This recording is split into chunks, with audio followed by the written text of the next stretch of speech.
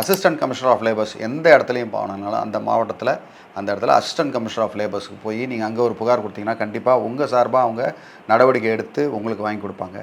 Okay right. மோசடியாக பண்ணுறாங்க, பணம் கொடுக்கும் போது போடா வெளியே இவன் கரெக்டாக பண்ணி தரேன்னு சொல்லிடல, போலீஸ் ஸ்டேஷனில் கம்ப்ளைண்ட் கொடுங்க, தப்பே கிடையாது.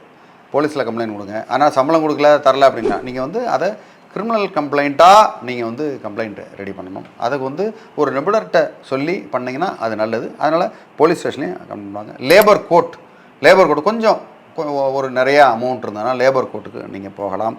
இது தவிர்த்து பார்த்தீங்கன்னா நீங்கள் வேறு சில என்ஜிஓஸ்லாம் இருக்கும், ஃப்ரீயாக செய்யக்கூடிய சமூக சேவை இதெல்லாம் இருக்கும். அதெல்லாம் நம்ம தேடி கண்டுபிடிக்கணும். அதுக்கு பதில் லீகல் சர்வீஸ் இந்தியான்றது அரசாங்கமே உங்களுக்காக பண்ணக்கூடிய அந்த சட்ட உதவி மையம், அந்த சட்ட உதவி மையத்தை அணுகுங்க. இல்லை நீங்கள் சொல்லுங்கள் அப்படின்னு நீங்கள் என்கிட்ட கேட்டாங்கன்னு சரி, நீங்கள் வாட்ஸ்அப் பண்ணுங்கள். உங்களுக்கு எல்லா உதவியும் செய்கிறதுக்கு நான் தயாராக இருக்கேன். நன்றி, வணக்கம்.